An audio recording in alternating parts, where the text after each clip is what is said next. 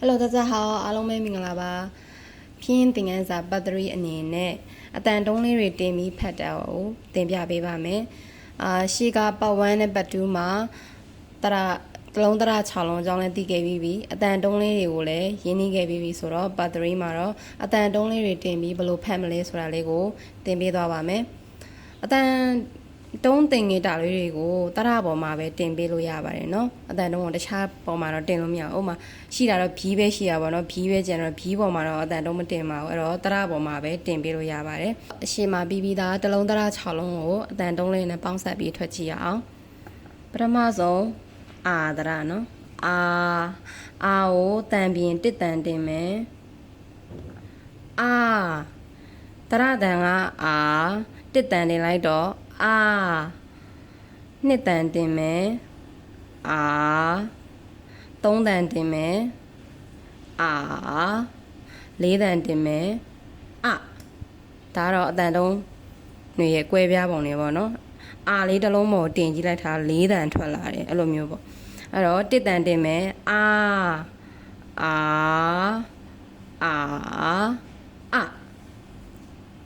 တခြားလေးလိုက်ပြီးရွက်ကြည့်ပါနော်နောက်တစ်ခေါက်ထပ်ပြီးတော့ချပေးပါမယ်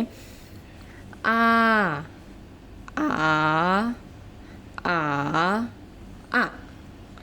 နောက်တစ်ခုကအော်ဒရအော်ပေါ်မှာတစ်တန်တင်မယ်အိုးနှစ်တန်တင်မယ်အော်သုံးတန်တင်မယ်အော်လေးတန်တင်မယ်အော်ရဆိုကြည့်အောင်အိုး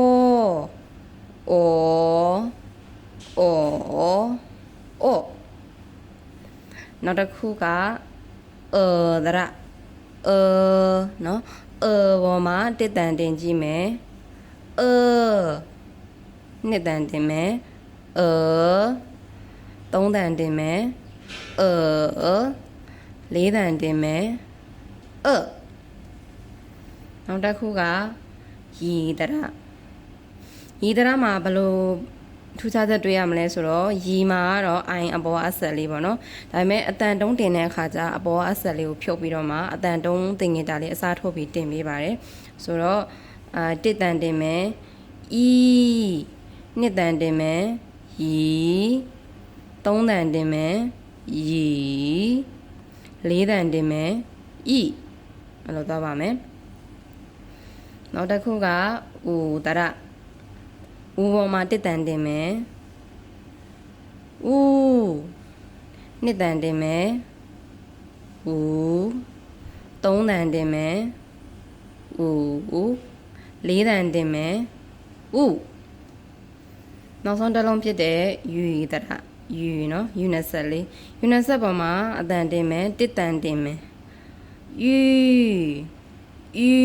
နော်နှစ်တန်တင်မယ်ယူသုံးတန်တင်မယ်ယူလေးတန်တင်မယ်ယူအဲ့နေရာမှာအတန်လေးနည်းနည်းထူးခြားတာကိုသတိထားလိုက်မိလားမသိပါဘူးဒီမှာဆိုယူလို့ထွက်တယ်ဒီမှာကျတော့ယူလို့ထပ်ဖြစ်သွားတယ်အတန်ကဒီနားမှာတစ်တန်တင်တော့နည်းသေးသွားတယ်ဗောနော်နှစ်တန်တင်တဲ့အခါနည်းအတန်လေးပြန်ကြီးလာတယ်ယူသုံးတန်လည်းအတူတူပဲလေးတန်ကျတော့ထပ်ပြီးသေးသွားတယ်ယူအဲ့လိုမျိုးထွက်တယ်ယူလို့မထွက်ဘူးเนาะသူယူလို့ထွက်တယ်အဲ့တော့ယူအဲ့ဆို6လုံးစလုံးကိုအတန်တုံးနေနဲ့အတူတူပြန်ဆိုကြည့်ပါမယ်နောက်ကနေလိုက်ဆိုเนาะအာအ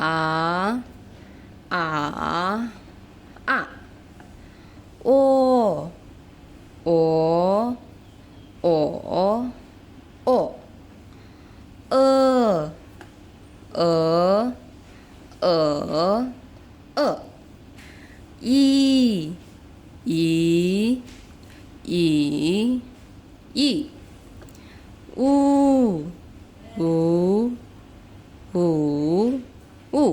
အဲ့ပါဦးမှာဆိုလဲကွဲရနော်အတန်ယူနဲ့တူတယ်သူဆိုသူကြတော့ဦးလို့ထပ်ဖြစ်သွားတယ်သုံးတန်မှာလဲဦးပဲဖြစ်တယ်လေးတန်ကြတော့ဦးဆိုပြီးထပ်ဖြစ်သွားတယ်နောက်တစ်ခုယူ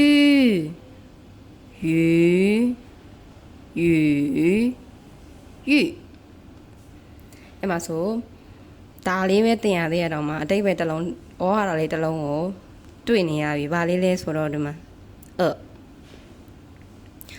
နော်ဖြီးမပါဘူးဒါပေမဲ့ချွင်းချက်ထဲမှာပါတယ်နော်ဒါပေမဲ့ဖြီးတော့မပါဘူးဒါပေမဲ့သူဆောက်ထားတာတရနဲ့အတန်တုံးပဲပေါင်းထားတာဆိုတာဘိုက်ဆာတာကိုပြောတာနော်ဘိုက်ဆာတာကိုလို့ခေါ်တယ်ဘိုက်ဆာတီဘိုက်ဆာတော့ပေါ့နော်ဘိုက်ဆာတာကိုလို့ခေါ်တယ်ဒါလေးပဲတင်ရတယ်၃ပိုင်းပဲတင်ရတယ်တော့မဟုတ်ဟာတာတစ်လုံးကထွက်လာပြီနော်ဘိုက်ဆာတော့